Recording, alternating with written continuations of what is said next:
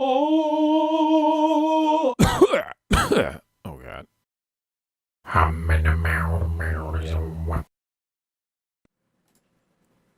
Hello, ladies and gentlemen. Gabe's here. This is the normal raid guide for Iron Juggernaut. And feel free to click on the annotations on screen to check out all the other guides for this video, or this fight, rather. So, let's get started. For your raid composition, 2 healers and 2 tanks should be plenty for this. Unless you're extremely undergeared, then you may want to go up to 3 healers. That said, if you handle the mine mechanics properly, which are basically the core mechanic in this fight, then damage should be pretty low for the most part, and you won't have to worry about a whole lot of healing. So I would go with 2 healers. So this fight is really just a transition between 2 different attack modes for Iron Juggernaut. The first and most common is Assault mode. This is where you spend most of your time. So during this mode, he will attack your tanks just like any normal creature, and your tanks will need to swap off one another based on the flame vents debuff and the stacks on that. Otherwise, he frequently uses the borer drill ability, which you can see shoots out these little rock paths that kind of shoot toward random players in the room and deal damage to anyone that gets touched by them. So stay loosely spread, especially if you're not melee, kind of away from the boss so you can see where they're coming from before they actually reach your location. Generally speaking, if you're further away, you have more time to react when these shoot out. The other abilities on this include a mortar cannon, which is a red circle at a random player's location, so make sure you dodge that. There's also a laser that will fire at people. Again, it does damage to random players.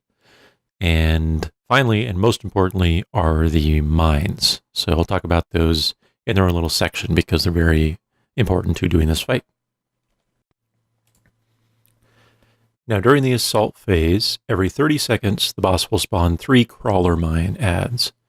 These are not DPS like normal adds, but instead they shoot out and land in the direction of 3 random raid members. By themselves, they don't really do anything, but once they spawn, you have 15 seconds before their timer ticks down and they explode.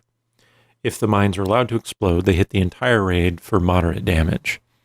However, if you want to avoid this raid-wide damage, you need to interact with the mine by right-clicking on it. You'll basically get a vehicle mount icon, sort of, when you right-click on it. And by jumping on a mine, you essentially throw your body on it and soak up the damage. But in this way, you take a huge amount of damage rather than just the moderate damage that would have been dealt to the entire raid. So because there are 3 mines, it is required that you soak up some of these mines, otherwise the raid-wide damage will hit from all 3 simultaneously and pretty much wipe you. So the bare minimum that you probably want to plan for is to soak up 2 out of every 3 mines. You can arguably let the third one go off, although if you have enough individual players to soak up the mines, it's better to do that. Now, when you jump on a mine, it deals about 1.2 million physical damage to you. And remember, physical damage reduced by things that reduce physical, so it's not as bad as it sounds. But that said, players will need a pretty strong cooldown to survive this. The exception is like tank classes. They have enough innate damage and a high enough health pool that if they're full health, they can usually just step on the mines themselves and not really worry about it. But the rest of your raid is free to help out, as you see we're doing here. So for example, as a monk, I use my Dampen Harm, which is a 50% reduction. So it hits pretty hard, but I have enough health that as long as I'm full, I can survive it. Now, players are shot up into the air after they jump on a mine and it explodes, so they will take some fall damage, although it is not super significant to the total damage.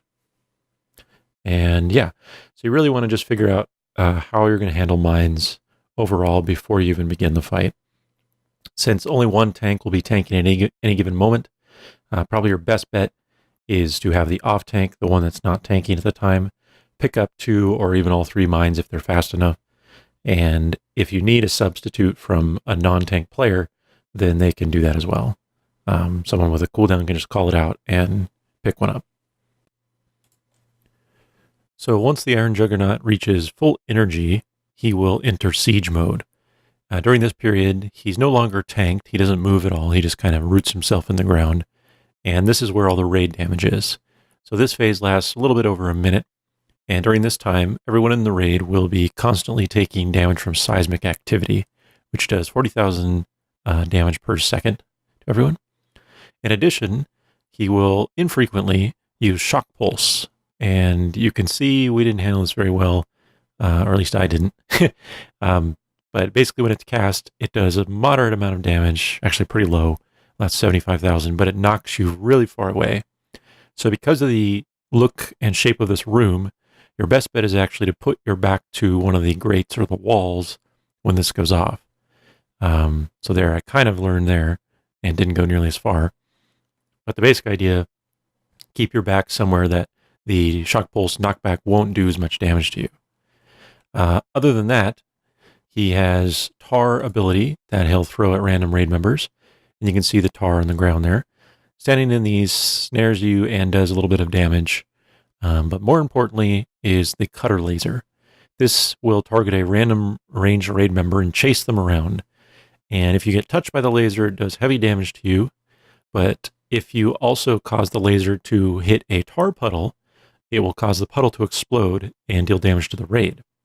So the most important thing for players, especially DPS players during the assault mode, is to ensure that the laser does not touch any tar puddles. So if the laser starts to target you, try to kite it in a path where it won't pass through puddles. Usually this will be around the outside edge of the room or something like that. And as long as the laser doesn't touch you or any puddles, you won't take any extra damage other than just the seismic activity. So just use your DPS, or excuse me, your healing and raid cooldowns during this mode, because that's when the majority of the damage will go out. And people are kind of spread out, and there's a lot of chaos. So that's when it's best to do that stuff. And then once he drains all his energy, he'll go back into assault mode, as you see here. So, believe it or not, that's the entire fight. It's really basic. This feels unlike any of my other full raid guides, but yeah, that's all there is to it. It's basically just handle the mines in the assault mode. Your tanks swap like normal.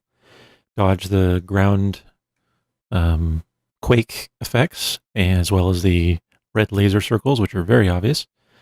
And then in the siege mode, use your survival cooldowns, keep your back to a wall, and make sure the laser doesn't touch any of the pools if you can. And that's it.